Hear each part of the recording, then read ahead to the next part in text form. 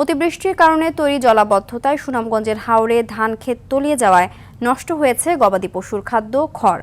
ঈদের আগে গোখাদ্যের সংকটে ক্ষতির মুখে পড়েছেন হাওরপাড়ের খামারিরা। নেত্রকোনাতেও আকস্মিক বন্যায় তলিয়ে গেছে হাওর অঞ্চলের বিস্তীর্ণ এলাকা।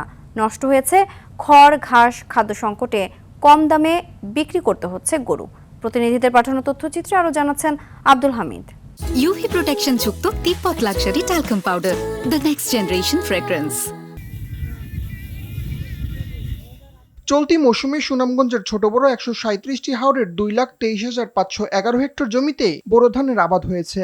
ভারী বর্ষণে হাওরের প্রায় অর্ধেক জমির ধান তলিয়ে গেছে পানির নিচে। জেলায় খড়ের চাহিদা 13.5 লাখ মেট্রিক টন। হাওরে তৈরি জলাবদ্ধতায় ধানের সঙ্গে নষ্ট হয়েছে খড়ও। গোখাদ্যের সংকটেই অনেক খামারি কম দামে বিক্রি করছেন গবাদি পশু। ধানের সাথে খেরও গেছে, গরু ফালাই দেয়, গরু বিক্রি করেন যাইব নাকি, এছাড়ার উপায় নাই। আমরা খের কোথায় পাবো? খের তো একবারে পচে গিয়েছে। এখন তো আমাদের গরু বিক্রি করা ছাড়া আর কিছুই করার নাই।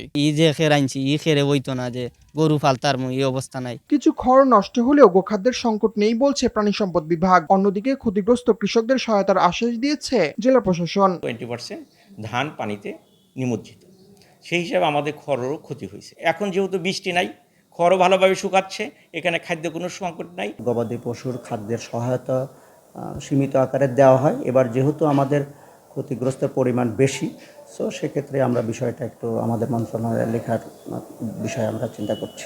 নেত্রকোনার হাওর অঞ্চলে টানা বৃষ্টিতে বিস্তীর্ণ এলাকার খড় ও ঘাসের মাঠ ক্ষতিগ্রস্ত হয়েছে। এতে ঈদের আগে গোখাদ্যের অতিরিক্ত দামে লোকসানের মুখে পড়ছে খামারিরা।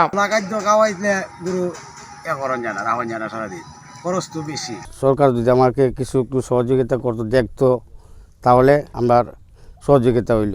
জেলার প্রাণী সম্পদ অধিদপ্তর বলছে ক্ষতি পুষিয়ে নিতে নানা পরামর্শ দিচ্ছে তারা। কৃষককে উদ্বুদ্ধ করছি যাতে এই গাছটা খাওয়াতে পারে, আর পাশাপাশি যে সাইলেজ তৈরি করা, যখন এই যে গাছটা কিংবা আমরা ভুট্টা চাষ করে এই ভুট্টার ডাটা দিয়ে যদি সাইলেজ করে রাখি, সারা বছর আমরা খাওয়াতে পারবো। অতিবৃষ্টিতে এবার প্রায় 600 মেট্রিক টন পশুখাদ্য নষ্ট হয়েছে জেলাটিতে। গোখাদ্য বিকল্প উপায়ে সংরক্ষণ ও সরকারি সহযোগিতার দাবি ক্ষতিগ্রস্তদের।